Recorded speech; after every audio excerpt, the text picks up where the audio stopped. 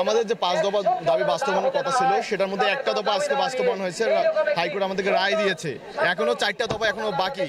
আমরা স্টিয়ারিং যে কমিটি আছে সেই স্টিয়ারিং কমিটি থেকে আজকে সিদ্ধান্ত জানাবো এবং এই আন্দোলন আমাদের কন্টিনিউ চলবে যতক্ষণ না আমাদের আরো 4 দফা বাস্তবায়ন হয়। আমরা আমাদের একটা টিম আজকে স্বাস্থ্য মন্ত্রণালয়ে যাবে, ওদের সাথে স্বাস্থ্য মন্ত্রণালয়ে গিয়ে আমাদের স্বাস্থ্য উপদেষ্টার সাথে বসার চেষ্টা করবে। ওখানে মিটিং হবে, মিটিংয়ের সিদ্ধান্ত নেওয়ার পরে আমরা আবার আমাদের ন্যাশনাল স্টিয়ারিং কমিটি যেখান থেকে আমাদের সিদ্ধান্তগুলো আসে আমরা ওই মিটিং করে আমরা জানাইতে পারবো যে আমরা ফার্দার কি করব। ততক্ষণ পর্যন্ত সিদ্ধান্ত না আসা পর্যন্ত আমাদের আন্দোলন চলমান থাকবে।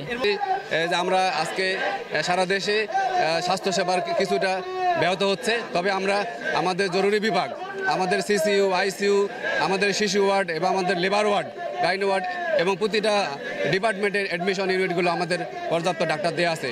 বিশেষ করে আউটডোর সেবাটা আমাদের বন্ধ আছে। এজন্য আমরা অবশ্যই জাতির কাছে দুঃখ প্রকাশ করছি, কিন্তু আজকে আমাদের এই অবস্থান এটা আমাদের পিঠ ঠেকিয়েছে।